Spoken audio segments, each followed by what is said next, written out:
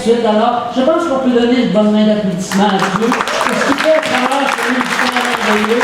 Alléluia. On est vraiment très heureux de vous accueillir. Et puis, je pense que votre réputation vous précède, puisque plusieurs personnes, je pense, qui sont venues pour vous entendre ce soir. Alors, merci.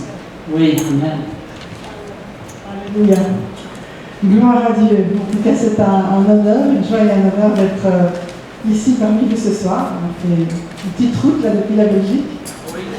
Merci Seigneur. C'était pas la nage. Mais ce qui est bon, c'est de savoir qu'on est dans la maison de Dieu, là où Dieu aime se réjouir avec son peuple. Amen. Quand on loue le Seigneur, il y a vraiment la présence de Dieu qui est là, qui descend. Et moi, j'imaginais Dieu qui est en train de danser, de tournoyer en disant, moi, je suis vraiment content que mon peuple passe du bon temps avec moi pour venir m'adorer. Alléluia. J'aimerais, je ne sais pas, vous connaissez peut-être un petit peu, mais juste vous présenter un peu. Donc, mon mari Pierre et moi, nous sommes mariés depuis 41 ans. Nous avons 4 enfants et 2 petits-enfants. Et nos enfants sont tous les 4 dans l'œuvre de Dieu. Je veux dire, il y en a un qui est bassiste professionnel et qui habite aux États-Unis maintenant depuis à peu près 20 ans. L'autre a été pasteur pendant 16 ans et maintenant il est aussi il est sur la route pour annoncer l'évangile et pour fortifier les églises. Notre fille Grace, donc il y a Samuel, Nathanaël. Grace, elle est au niveau du chant. Elle est directeur de louange aussi, et puis elle donne des cours de chant et de piano. Et notre fille Mélodie, là, si vous voyez la table, c'est elle qui a écrit le plus de livres qui sont sur la table. C'est de tous les livres pour enfants qui permettent aux enfants de vivre leur vie de tous les jours, mais en mettant en pratique la parole de Dieu. Et en utilisant aussi la parole de Dieu pour vaincre les obstacles de la vie et tout ce qu'ils peuvent rencontrer. Parce qu'une vie, un enfant peut aussi avoir des moments de détresse, des moments de découragement, des temps où il ne sait pas ce qui se passe dans sa vie. Et puis là, ce sont des livres qui apportent vraiment une solution aux enfants. Donc, je présenterai le livre après. Ce que j'aimerais faire maintenant, c'est simplement vous parler de ce que Dieu a fait dans ma vie. Parce que Dieu est bon. Amen. Dieu est grand. Et il agit aujourd'hui et il vient nous toucher dans notre quotidien. Parce qu'il ne s'est pas contenté de nous créer, il ne s'est pas contenté non plus de nous faire naître de nouveau et de nous envoyer Jésus pour nous sauver de nos péchés, mais il vient intervenir dans chaque détail de notre vie. Dès que nous l'appelons, dès que nous venons à lui, eh bien, il est là, près de nous, parce qu'il veut cette relation, cette communion intime avec nous. Et ce qui s'est passé dans ma vie il y a quelques années, c'est que je me suis retrouvée un jour dans une grande surface, dans un mall, comme vous dites ici, j'étais là et puis j'avais la peine à marcher. Tout d'un coup, c'est comme si toutes mes forces me quittaient. La bonne nouvelle, c'est que je n'étais pas toute seule et que mon mari était avec moi. Et heureusement, parce que sinon je me demande vraiment comment je serais rentrée à la maison. Et en fait, on est allé chez le médecin et il a diagnostiqué une hépatite A. Comme je vous disais, j'étais vidée de mes forces, donc à partir de ce moment-là, j'ai juste pu rester au lit à peu près toute la journée. Et mon mari a prié pour moi, parce qu'on priait déjà pour les malades à ce moment-là. Il dit souvent qu'il m'a fait l'onction d'huile au point tel que je ne brûlerai plus jamais l'hiver. Mais rien ne s'est produit. Et puis, une semaine après que j'étais allongée, donc tout le temps, et je me dis, bon, finalement, je vais me reposer. Mais ça n'allait pas du tout, parce qu'entre-temps, le ministère continuait, puis il devait continuer sans moi, ce qui n'était pas drôle du tout pour les autres. Et pour moi non plus, parce qu'après une semaine, je me dis, je ne peux pas rester comme ça.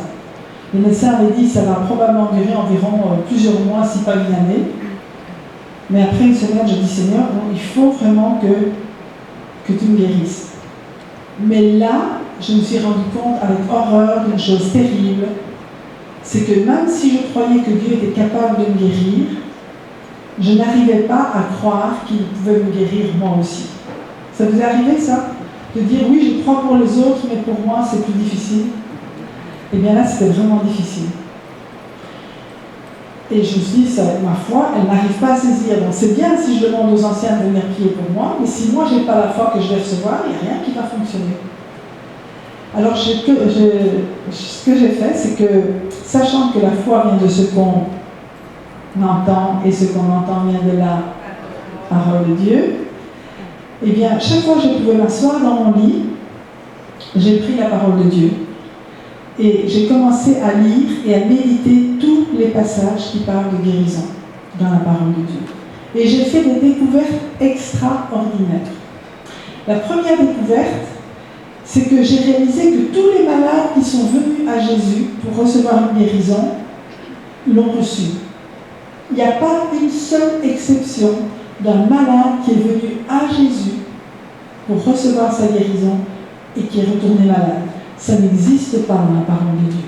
Jésus a guéri tous les malades qui sont venus à lui. Et j'insiste sur le fait qu'ils sont venus à Jésus, parce que c'est la première démarche, c'est vraiment de s'approcher de Jésus. Parce que c'est lui qui guérit nos maladies. Amen.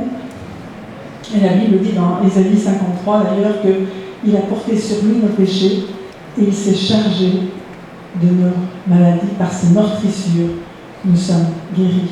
Amen. Mais ça, je n'avais pas encore tout compris à ce moment-là. Donc j'ai continué à lire. Et au cours de ma lecture, j'ai lu l'histoire du lépreux dans Marc, chapitre 1, verset... Oh, ça c'est gentil, merci beaucoup. Dans Marc, chapitre 1, au verset 40, il y a un lépreux qui s'approche de Jésus et qui dit « Seigneur, si tu le veux, tu peux me rendre pur. » Alors là, ça, j'ai dit « Seigneur, ça c'est moi. Moi, je te dis, Seigneur, si tu veux, tu peux me guérir. » Alors Jésus a commencé à réfléchir, et comme il ne fait que ce qu'il voit faire au Père, il s'est dit, papa, celui-là, je le guéris ou pas?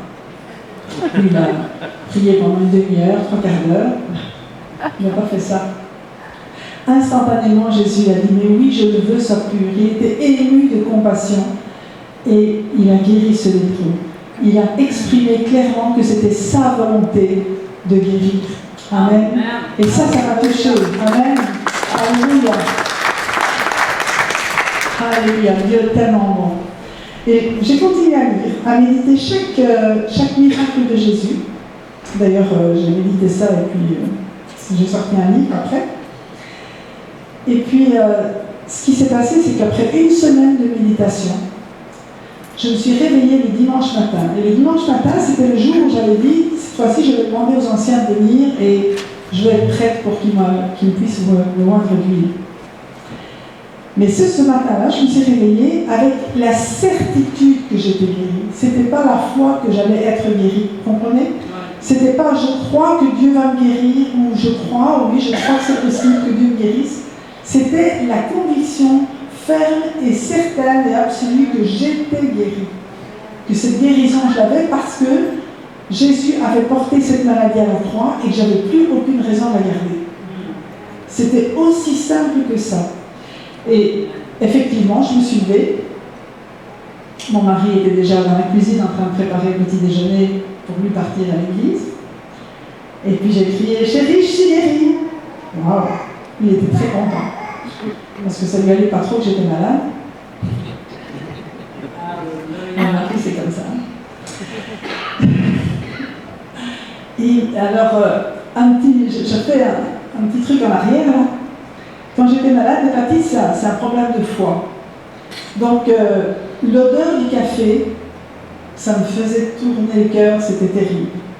Voir un morceau de chocolat, et vous savez qu'en Belgique, on a le meilleur chocolat du monde. Mais voir un morceau de chocolat, je ne supportais même pas. Donc, quand j'ai annoncé à mon mari que j'étais guérie, il me dit « Mais je vais préparer ton petit déjeuner. » Et devinez ce qu'il a fait.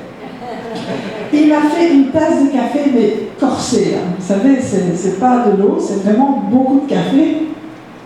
Et il m'a fait des tartines avec plein de chocolat sur les tartines. Ah, c'était un bon petit déjeuner. Et puis il m'a dit, t'es guéri, alors tu fais quelque chose que tu ne savais pas faire. Vous savez, la foi, c'est pas dire je crois, c'est agir en fonction de ce qu'on croit. Alors il m'a dit, ok, tu manges, tu bois. Eh bien, j'ai mangé, j'ai bu, je n'ai plus eu aucun symptôme. C'était terminé. Alléluia. Alors pour moi, c'était vraiment un miracle. La guérison est un miracle. Mais je dis souvent que le plus grand miracle pour moi, c'était de croire. Parce que Dieu est venu ajouter sa foi à la mienne. Au début, je n'arrivais pas à croire, mais c'est comme si Jésus venait mettre sa foi. Cette conviction-là, je n'ai même pas cherché à la voir. Je me suis levée avec la conviction. Et je sais que c'est Jésus qui a mis cette conviction dans mon cœur. C'est pourquoi si, par exemple, on a du mal de croire, je crois qu'il vaut mieux dire à Jésus que de lui faire croire qu'on croit. Vous comprenez ce que je veux dire? C'est pas la peine de dire Seigneur, tu vois que je crois et pourtant ça ne marche pas. Ben, dites-lui Seigneur, je crois. Ben, je crois croire. Mais viens ajouter ta foi à la mienne. Viens au secours de mon incrédulité. Comme cet homme qui est venu à lui en disant Seigneur, je crois. Ben oui, je crois. Mais viens au secours de mon incrédulité. Viens ajouter ce qui manque pour que je puisse pleinement recevoir ce que toi tu m'as déjà donné. Parce que dans la première écriture de Pierre, il nous est écrit, chapitre 2, verset 24, il est écrit que par ces meurtrissures, vous avez été guéris. Et trop souvent, on dit, le Seigneur va me guérir, alors qu'il a déjà tout accompli à la croix, et que c'est à nous à recevoir. Mais pour recevoir, je veux dire, cette foi-là, c'est dans sa présence aussi qu'on la reçoit. Parfois, on dit, oh, ben, on va prier pour moi, et c'est très bien. Et je crois qu'ils imposeront les mains aux malades et les malades seront guéris. C'est la promesse de Jésus. Mais dans la compréhension des choses, il dit surtout ça aux croyants pour qu'ils imposent les mains aux non-croyants. Mais nous qui sommes chrétiens, c'est important de réaliser que la guérison, c'est le pain des enfants. C'est notre pain. C'est quelque chose qui nous est déjà acquis et que nous avons besoin de saisir, mais on ne saisira que dans sa présence.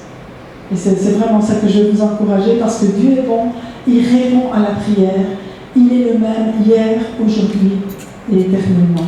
Amen.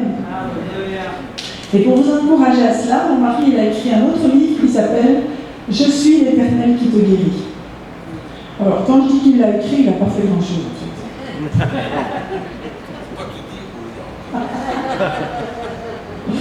Parce que ça rassemble environ une centaine de versets sur la guérison divine qui sont dans la Bible. Bien sûr, il a écrit des petits trucs entre eux, hein, mais ce qui produit la foi, c'est la parole de Dieu. Amen. Et c'est vraiment important d'avoir ça à portée de main, ça nous aide à aller aux bons endroits pour trouver ce qui est nécessaire pour fortifier notre foi, la foi de ceux qui nous entourent, pour qu'on puisse recevoir pleinement la guérison. Amen. Alors, je parlais 2 minutes de la guérison d'un style de vie, ça c'est le livre que j'ai écrit. Un autre qui est paru, pour ceux qui connaissent Enseigne-moi, il y a le dernier que j'ai écrit s'appelle « Vous avez reçu gratuitement ». Alors ça, c'est un livre qui... Bon, Dieu m'a dit maintenant, tu l'as commencé il y a des années, il est 30 ans que tu le termines et que tu le mets sur le marché, parce que ça nous rappelle d'abord ce que nous avons reçu et qui est gratuit. On n'a pas payé pour le salut, on n'a pas payé pour la guérison, on n'a pas payé pour le baptême du Saint-Esprit, on n'a pas payé pour tous les dons qu'on a reçus. Mais Jésus a payé pour nous. C'est lui qui a payé le plus grand prix. Mais il n'est pas le seul à avoir payé pour que nous soyons ici. Il y a tous ceux qui nous ont précédés et qui ont fait que l'Évangile est arrivé jusqu'à nous. Ceux-là aussi ont donné de leur vie, ont donné de leur temps, ont donné de leur argent. Et donc ce livre pose la question, maintenant que tu as reçu gratuitement, qu'est-ce que tu fais avec? Et comment toi-même tu es prêt à investir pour que d'autres reçoivent? Donc ça parle des finances, ça parle de notre vie, c'est pas seulement les finances, mais c'est aussi tout ce que le Seigneur nous a donné. Est-ce qu'on l'utilise pour nous-mêmes, ou bien est-ce qu'on va l'investir pour le royaume de Dieu? Et il y a énormément de passages bibliques qui sont médités, parce que, qu'on le croit ou non, Jésus il a beaucoup parlé d'argent. Donc il y a plusieurs paraboles qui en parlent, et de nombreux passages, et quand Jésus va revenir, il va quand même nous demander des comptes de ce qu'on a fait avec tout ce qu'il nous a donné. Amen. Donc je crois que Jésus revient bientôt, et que c'est le moment de se préparer là-dedans. Cette étape pour intercéder avec puissance, un petit livre, mais qui peut vous amener droit dans le cœur de Dieu, pour intercéder, pour recevoir, pour intercéder selon son cœur, ce qui est très important. Et puis, je parlais des livres de mélodie, par exemple. Bon, il y en a beaucoup plus, hein, mais voilà. Le grand livre d'Émile, J'ai de la valeur. Pourquoi je présente celui-ci? Parce que c'est vraiment le best-seller. Parce que les enfants, on parle de beaucoup de harcèlement, que ce soit à l'école, que ce soit sur Internet. Et il y a beaucoup d'enfants qui sont vraiment malheureux simplement à cause de ce qu'on leur dit. Et ce livre vraiment remet les choses en place en disant mais tu as de la valeur. Réalise que tu as la valeur que Dieu t'a donnée, que tu es important aux yeux de Dieu et que peu importe si tu te trouves moche ou avec des défauts, hein, c'est pour les enfants, mais il y a peut-être des adultes qui en ont besoin aussi. Amen. Mais c'est vraiment très, très, très important ces livres-là. Voilà. Il y a des livres sur Pâques, sur Noël, et j'arrête là. Je vais laisser la place à mon mari.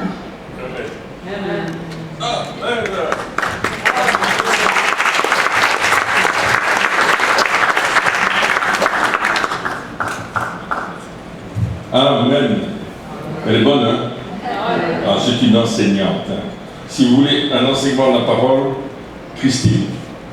Elle est extraordinaire et c'est comme ça que nos enfants ont été élevés. Vous savez, je vais vous raconter, je vais vous donner un secret.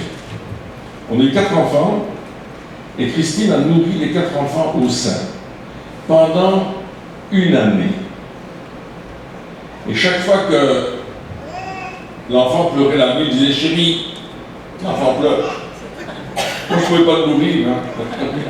Mais elle allait nourrir l'enfant, notre bébé à l'époque, et quand elle le nourrissait, elle lisait sa Bible. C'était au milieu de la nuit.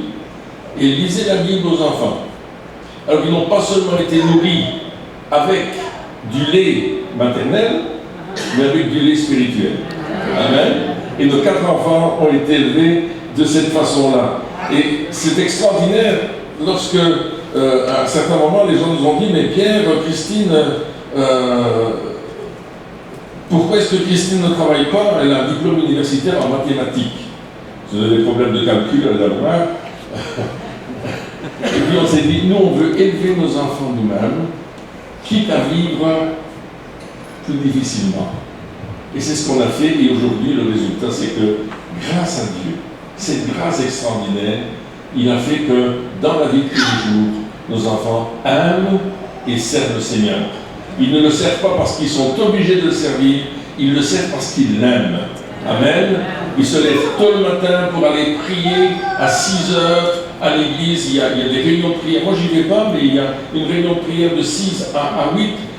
Il y a une de nos filles, elle va là-bas. Pourtant, elle travaille, elle est avec corps encore, elle prend les cours du soir. Mais elle y va. Il ne faut pas leur dire on va travailler à l'église. Non, non, ils y vont. Pourquoi? Parce qu'ils aiment Jésus. Amen. Gloire à Dieu. Et ce soir, on est là parce qu'on aime Jésus.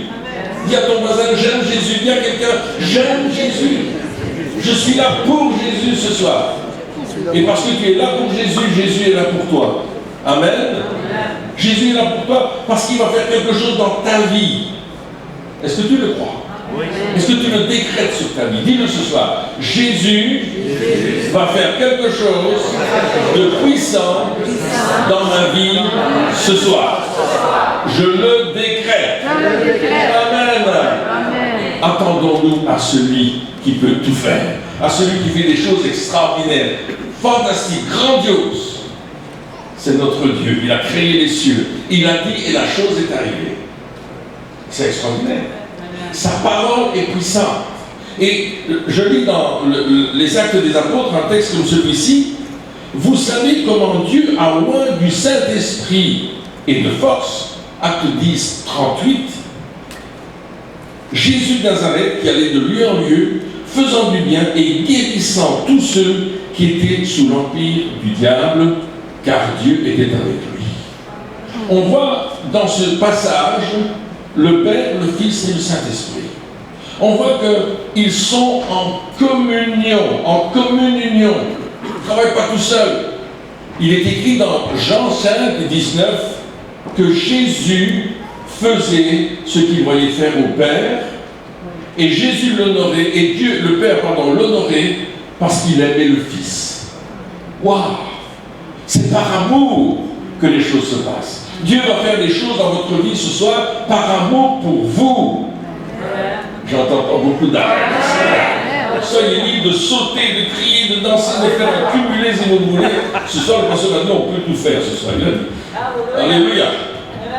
Vous comprenez ce que je suis en train de dire? Alors Jésus, il était oint, le Père l'avait oint, l'avait revêtu, il avait donné une l'onction extraordinaire que nous retrouvons dans Luc au chapitre 4 où il dit que ça y est, ces choses sont sur lui, ça se passe maintenant. Je suis venu pour annoncer une bonne nouvelle aux pauvres. Et c'était là pour guérir ceux qui ont le cœur brisé, pour annoncer une année de grâce. C'est ça le ministère de Jésus. Et quelle que soit ta vie ce soir, ce que Jésus dit, il le dit pour toi. Il le dit pour toi d'une manière personnelle, d'une manière particulière, dans le cas qui est celui de ta vie ce soir.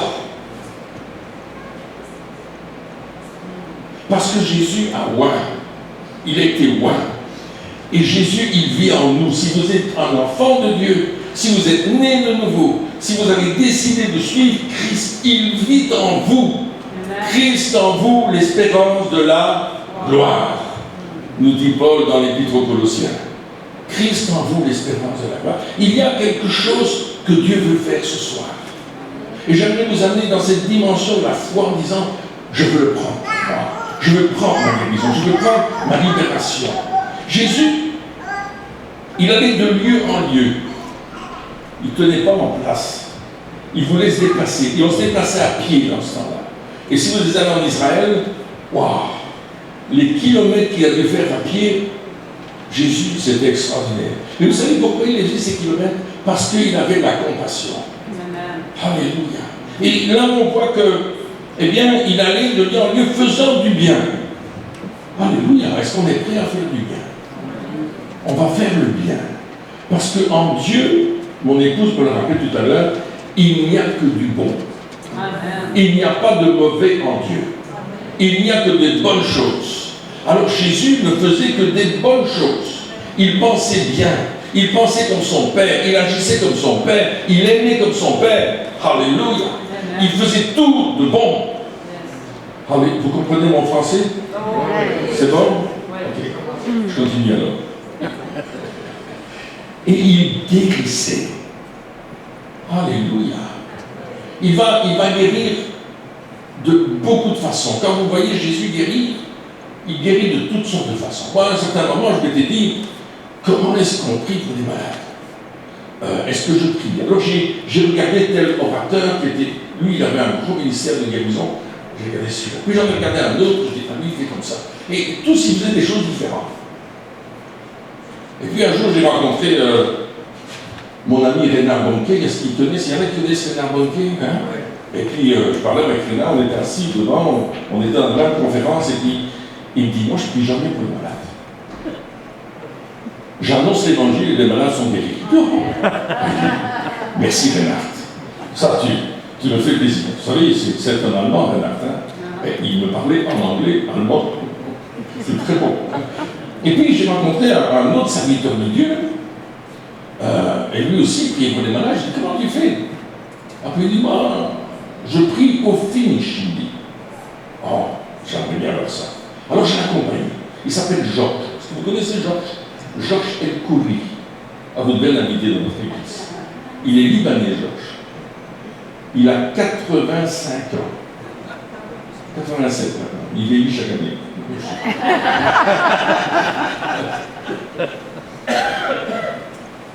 C'est un cher ami, je l'aime beaucoup. Et Georges s'est converti quand il avait 65 ans. Il a été allé à l'école biblique. Et lui, il était banquier. Et puis, je ne vais pas vous raconter toute son histoire, parce qu'il faudrait qu'un jour il vienne chez lui. Mais un jour, il a découvert qu'il prêchait l'évangile d'une façon extraordinaire, mais il a évolué au niveau de la guérison. Puis, Georges, il était à Bruxelles. Il me dit, Pierre, je suis à Bruxelles. Est-ce que tu veux venir avec moi? On va dans telle église là-bas et j'aimerais que tu m'accompagnes. Je l'ai cherché, je l'ai amené à l'église. Et vous savez, moi, je suis jeune, hein. Je suis encore jeune. Ah, c'est vrai, hein. Ma femme, elle est contente. Elle a un jeune homme. Et puis, on a prié pour les malades. Et il priait jusqu'à ce que les personnes soient guéries. On était dans une église de 800 personnes. Je suis rentré à 3 h du matin. Et je dis à ma femme, j'en peux plus. Maintenant, je me lève à 7 h. Oh, et Georges, il priait au finish jusqu'à ce que les gens soient complètement guéris. Et encore aujourd'hui, il prie. Il va dans les églises, il prie comme ça. À 87 ans, il a un message dynamique et il dit, Pierre, je veux rattraper tout le temps que j'ai perdu mes 60 premières années, 65 premières années. Je veux vivre jusqu'à 130 ans. C'est ça, si je fais le bout. Alors, si un jour il vient au Canada, il vient quand il fait chaud, parce que le froid, il ne supporte pas. Je l'ai déjà invité dans une de nos conférences, hein, il était venu prêcher ici. Mais il avait froid, alors on a dû chauffer un petit peu plus.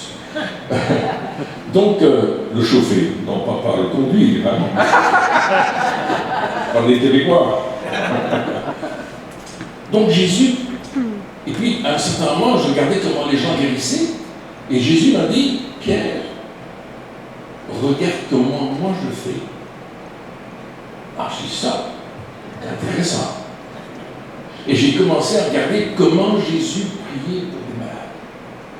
Est-ce que ça vous intéresse? Ah oui, oui. Jean chapitre 9. Prenez avec moi Jean chapitre 9. Alléluia. Évangile de Jean, chapitre 9. On a là un exemple extraordinaire. Oh, il y a beaucoup d'exemples, hein. Il y a beaucoup d'exemples, mais le chapitre 9 est très intéressant. Il y a l'aveugle de naissance. Vous vous souvenez de l'aveugle de naissance? Et puis les disciples, ils disent, c'est quoi? Pourquoi il a péché?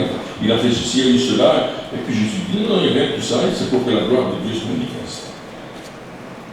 Et on est au verset 6. Il est avec l'aveugle, et voilà la méthode Jésus. Imaginez, les disciples sont avec lui, et ils prennent des notes. J'espère qu'il y en a qui prennent des notes ce soir, parce que... Donc, il y a Pierre et Jean qui sont avec Jésus, ils sont les plus proches. Et il est en train de... Il regarde.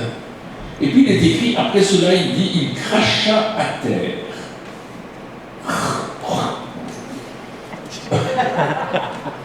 Il split.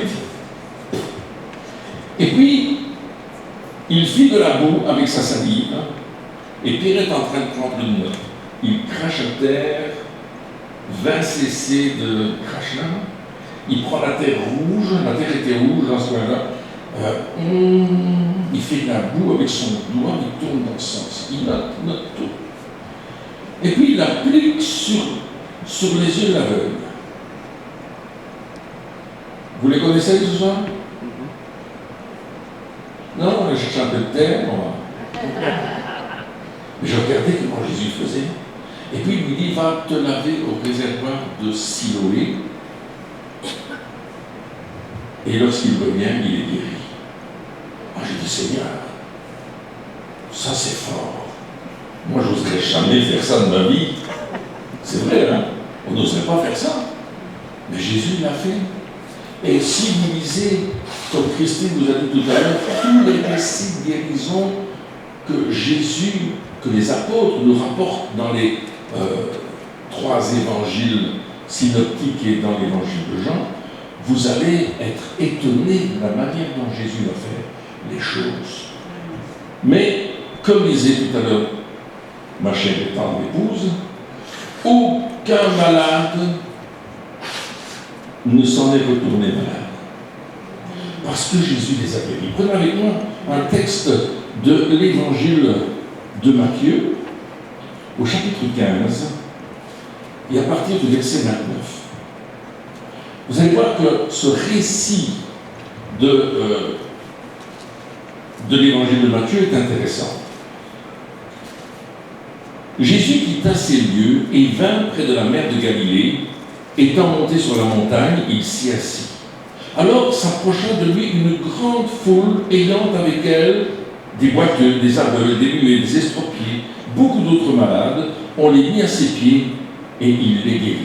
En sorte que la foule était dans l'admiration de voir que les muets parlaient, que les estropiés étaient guéris, que les boiteux marchaient, que les aveugles voyaient, et elle glorifiait le Dieu d'Israël.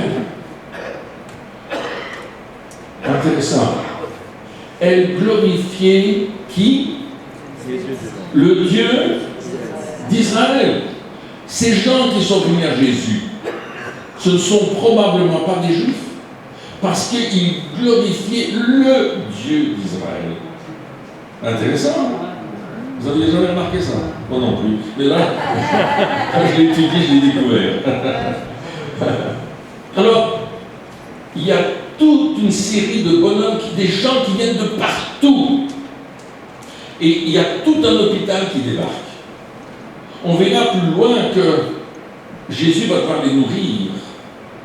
Et il y avait 4 000 hommes dans ce qui est ici. 4 000 personnes, plus les femmes, plus les enfants. Et quelqu'un avait calculé 20 000 personnes au moins. Et tous ces gens sont venus vers Jésus. Pourquoi est-ce qu'ils sont venus vers Jésus? Parce que l'onction, elle attire. L'onction qui est sur Jésus, elle attire. L'onction qui est sur Jésus, elle va attirer les gens. Et si vous êtes dans cette onction-là, parce que vous aimez Jésus et que vous voulez le servir, vous allez attirer les gens, comme Jésus le faisait. Il est dit qu'on amenait les malades et on les mettait au pied de Jésus. En fait, le terme grec est beaucoup plus précis que cela. On les jetait au pied de Jésus.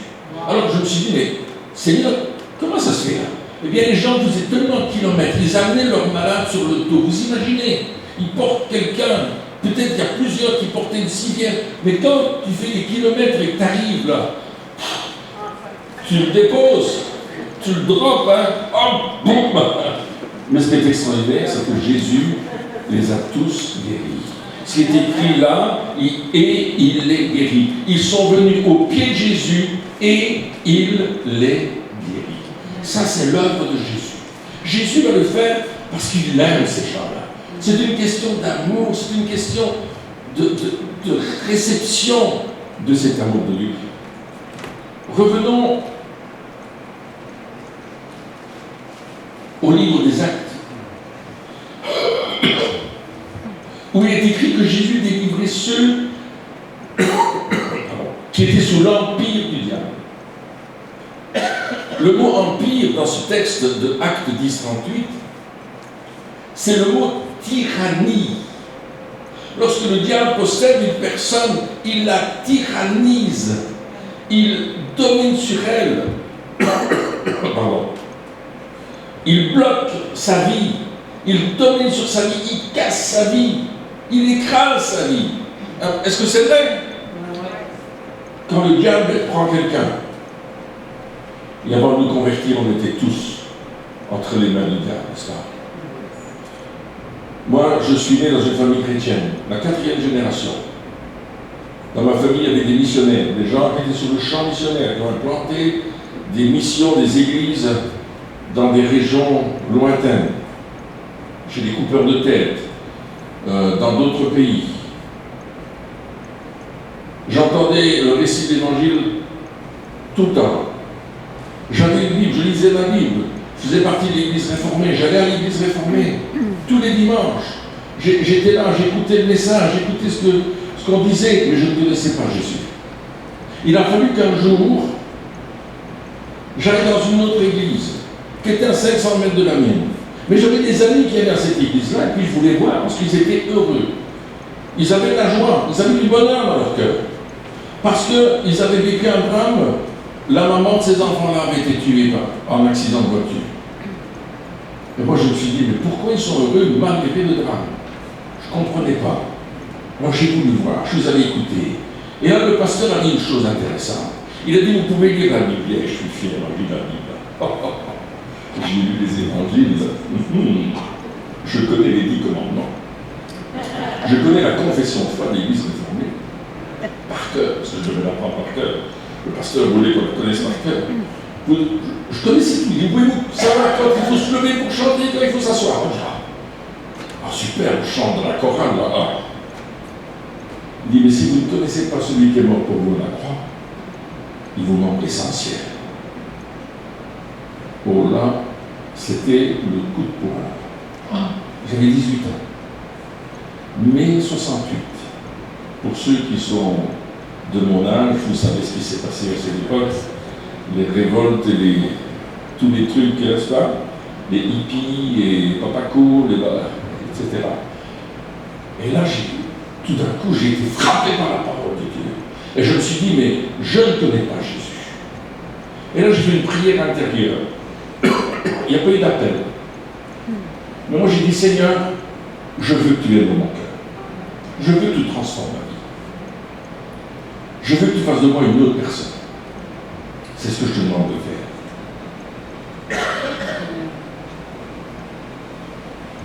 Et à partir de ce moment-là, ma vie a complètement changé. J'ai ouvert la Bible, j'ai relu les évangiles, et les versets de la Bible me sautaient au visage. Je découvrais des choses. Je ne sais pas ce que j'ai là.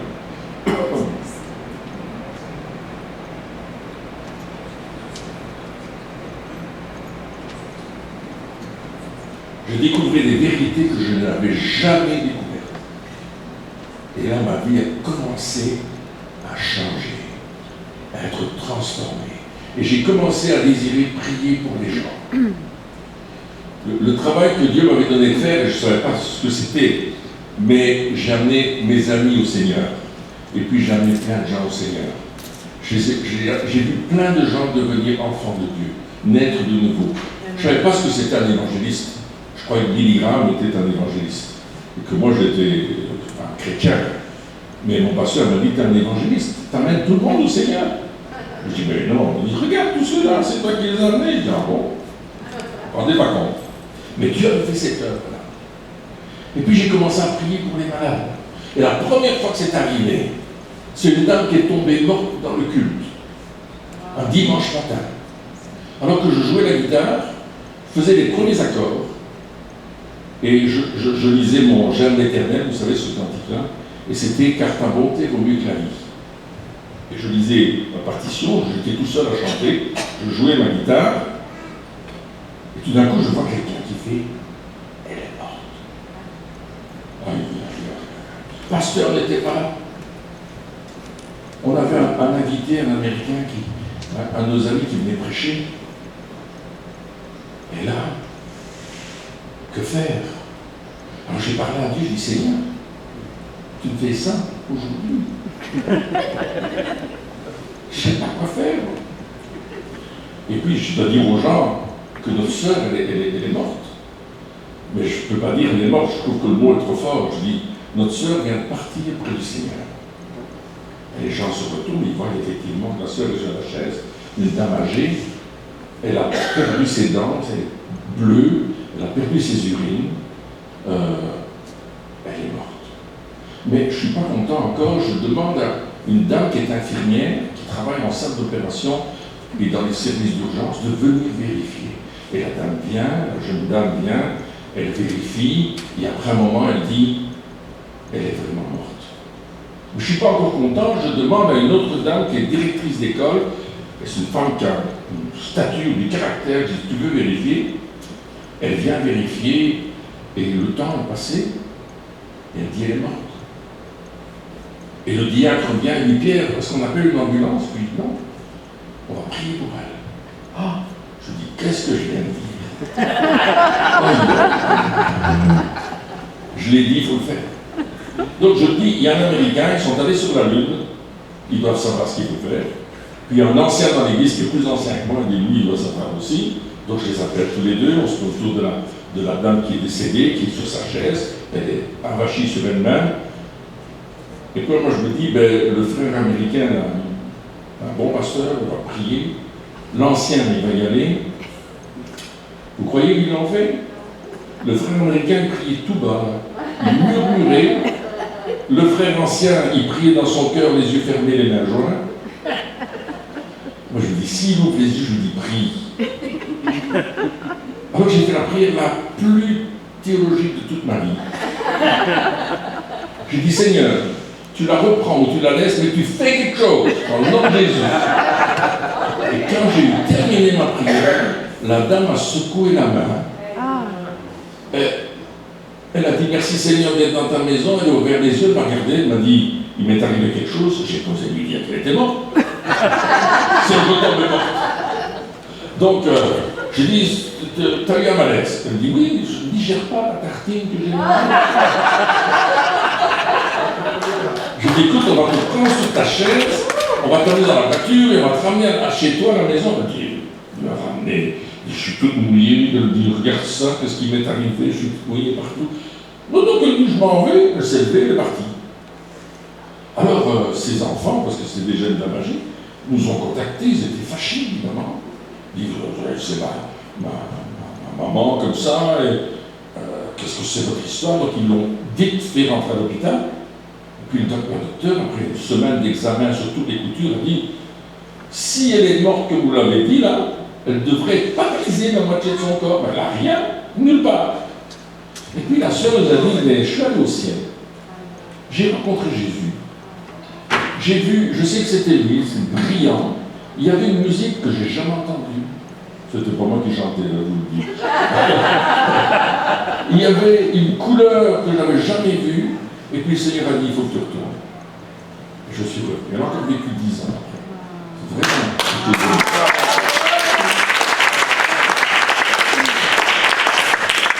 Tout ça pour vous dire que je n'y suis pour rien, vraiment pour rien. Mais Dieu l'a fait. Alors voyez-vous, lorsque on a commencé dans ce ministère-là, après, ben, moi je n'osais pas trop en parler parce que je vous dis, qu'est-ce que les gens vont penser? C'est d'abord, on n'a rien dit.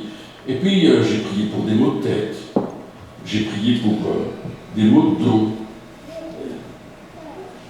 De temps en temps ça fonctionnait, de temps en temps ça ne fonctionnait pas. Donc je me suis dit, mais comment est-ce qu'on peut faire ça? Et puis je me suis dit, vraiment, j'ai compris une chose, c'est qu'il fallait se consacrer davantage et être disponible à écouter ce que Dieu disait.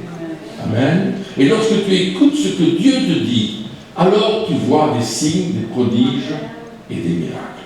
Dieu est un Dieu de miracles. Nous servons un Dieu de miracles. Nous ne servons pas un Dieu qui ne fait rien, mais il agit avec puissance. Voyez-vous, lorsque ces gens sont venus, regardez un peu les malades qui sont venus à Jésus dans le chapitre 15 de l'évangile de Matthieu.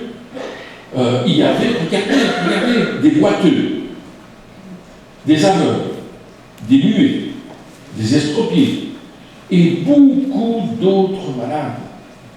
Toute une série, tout un hôpital est là, tout un hôpital s'est déplacé parce que Jésus va les guérir.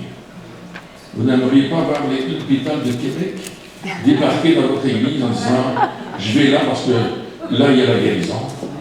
Vous n'aimeriez pas voir les gens à côté de chez vous disant « Monsieur, vous priez pour les malades, venez prier pour moi ». Et puis, vous pouvez leur annoncer l'évangile, leur dire la puissance de Dieu, la grandeur de Dieu. Dernièrement, on faisait une école de guérison à Liège, qui se trouve en Belgique, donc dans le sud de la Belgique. Et on faisait 3 jours de formation, une belle église même, une église africaine, et il y avait à peu près 500-600 personnes qui suivaient les cours. Et puis le soir, on avait une soirée d'évangélisation, etc. Et puis il y a un monsieur qui est venu, il y avait beaucoup de gens qui sont avancés pour la guérison.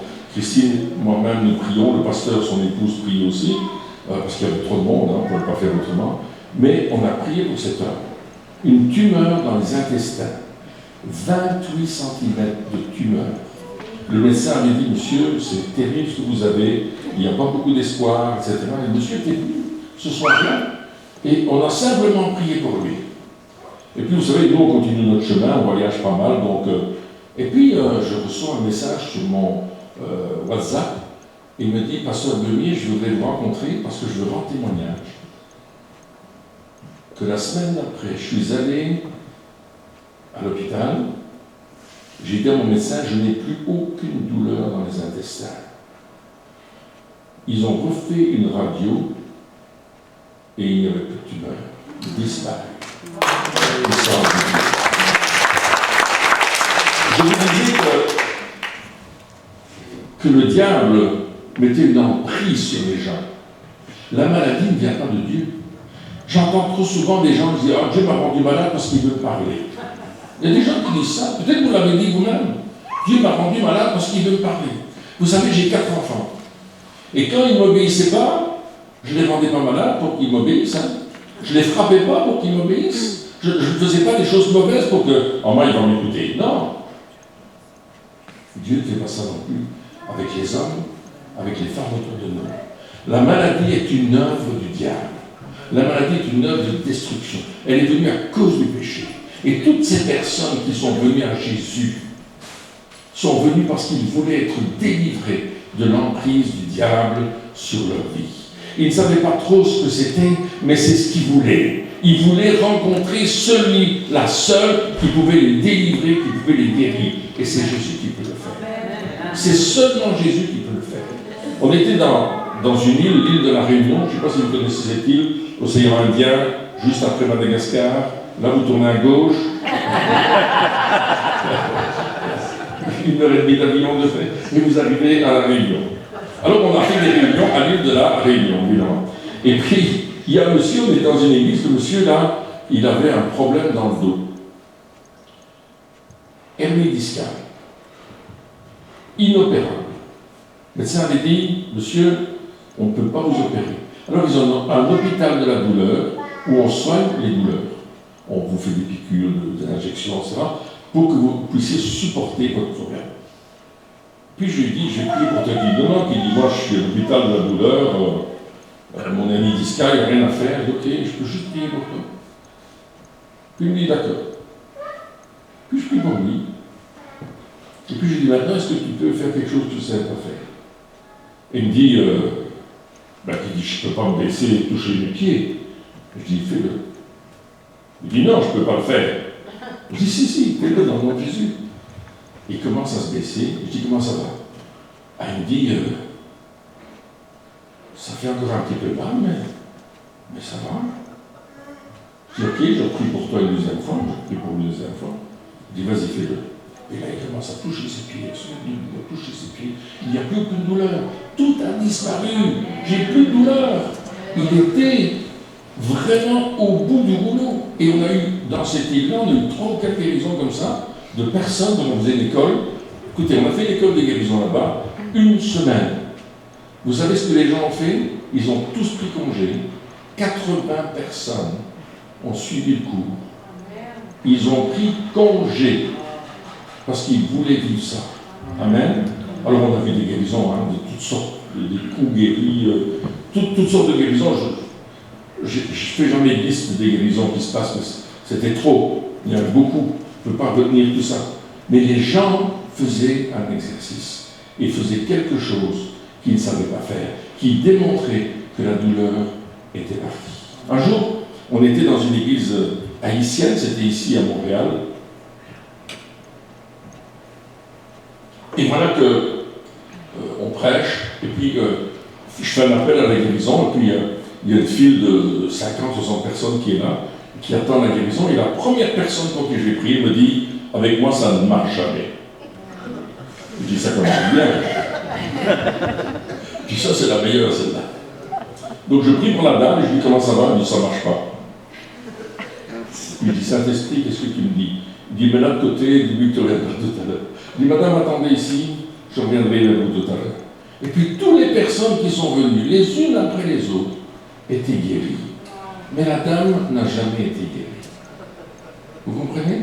Parce que dans son cœur, ça ne marche pas. Une autre fois, j'étais dans une église, c'était encore ici au Canada, je pense que c'était à Trois-Rivières, et puis il y a un monsieur qui vient, et la première personne dit, ça ne marche jamais avec moi. Je dis, ça c'est un mensonge. Il dit, ça va marcher.